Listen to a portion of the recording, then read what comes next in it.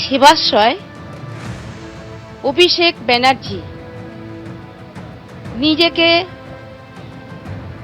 দেখাবার জন্য যে গরিব দুঃখীর জন্য এই সেবাশ্রয় খুলেছেন, খুবই ভালো কথা, কিন্তু তিনি অবশেষে গরিব দুঃখীর পাশে কিন্তু সঠিকভাবে দাঁড়ায়নি।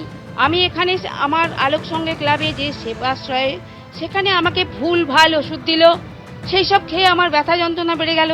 এইখান থেকে আমি নবরতন, নবরতন ওইখানে যে ক্যাম্প বসেছিল, সে বিশাল বড়, ওখানে অভিষেক নিজে এসে ওখানে উদ্বোধন করেছিল।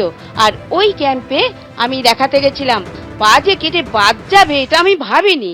আচ্ছা, আমি পা দেখাতে যখনই প্রথম যে ডাক্তার, সে আমাকে দেখেই প্রথমে হেসে বলছে, আপনি 1,20,000 টাকা দেবেন।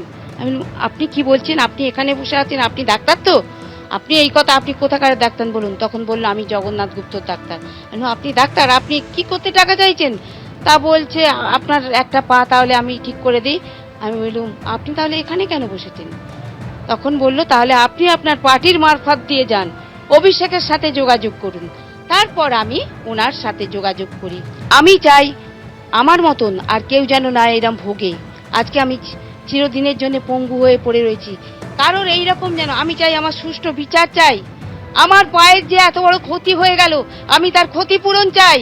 সেবাশ্রয়ে হাঁটুর চিকিৎসা করাতে গিয়ে পা বাদ গেল মহিলার।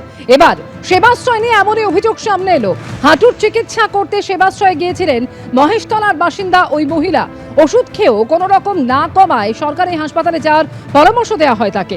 2025-এর ফেব্রুয়ারি থেকে 2 মাস ওষুধ খেয়েও কোনো লাভ হয়নি। ন্যাশনাল মেডিকেলে অস্ত্রোপচার করা হয় এবং এরপর বাদ যায় মহিলার ডান পা।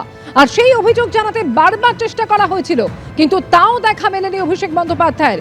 সেবাশ্রয় নিয়ে এবার থানায় অভিযোগ জানিয়ে দাবি ভুক্তভোগীর।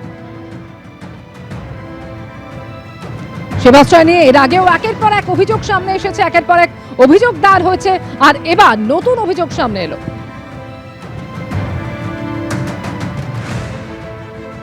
আবারও সেবাশ্রয় নিয়ে অভিযোগ। এবার অভিযোগ দায়ের হলো রবীন্দ্রনগর থানাতে। অভিযোগ দায়ের করলেন রবীন্দ্রনগরেরই এক বাসিন্দা, মালতী বিশ্বাস। মালতী দেবী, তিনি গিয়েছিলেন সেবাশ্রয় ক্লিনিকে। তার সমস্যা ছিল হাঁটুর যন্ত্রণা। তিনি ডাক্তার দেখাতে যান। সেবাশ্রয় ক্যাম্পের ডাক্তাররা জানিয়ে দেন যে তার পায়ের সমস্যা রয়েছে, ওষুধ খেতে হবে। তার কাছে যে ডকুমেন্টস রয়েছে তা বলছে যে তিনি সেবাশ্রয় ক্যাম্পে গিয়েছিলেন গত বছরের, অর্থাৎ 2025-এর ফেব্রুয়ারি মাসের 6 তারিখ তাকে ওষুধ দেওয়া হয়। তিনি সেই ওষুধ খেতে শুরু করেন, ব্যথা কমে না। আবার তিনি 8 তারিখ সেবাশ্রয়ের মডেল ক্যাম্পে যান এবং তারপর সমস্যা কমে না। তাকে চিকিৎসকরা যে ওষুধ দেন, সেই ওষুধ তিনি গোটা ফেব্রুয়ারি মাস, গোটা মার্চের 19 তারিখ পর্যন্ত গত বছরের খেয়ে গিয়েছিলেন। তারপরে যখন তিনি আবার যান, তখন তাকে বলা হয় যে সরকারি হাসপাতালে রেফার হতে হবে, সরকারি হাসপাতালে যেতে হবে। তারপর প্রথমে এমআর বাঙ্গুর, তারপর ন্যাশনাল মেডিকেল কলেজ হাসপাতাল। সেখানে গিয়ে অস্ত্রোপচারের পর তার পা, ডান পা হাঁটুর নিচ থেকে বাদ দিতে হয়। এখন তার সম্বল বলতে এই নকল পা এবং এই যে তার চলার সম্বল, হাঁটা চলা করার জন্য ঘরের মধ্যে এই ওয়াকার, এবং আমরা দেখতে পাচ্ছি যে তার এখানে হাঁটা চলার জন্য অন্যান্য সরঞ্জাম। এই এক পা নিয়ে তিনি প্রতিবন্ধী সার্টিফিকেট জোগাড় করে ঘরে রয়েছেন। তিনি গিয়েছিলেন তার পরিবারের সদস্যদের নিয়ে অভিষেক বন্দ্যোপাধ্যায়ের সঙ্গে দেখা করে একটা বিহিত করতে। তিনি চাইছিলেন যে এই সমস্যাটা অভিষেক বন্দ্যোপাধ্যায় শুনুন এবং তিনি একটা ব্যবস্থা করুন।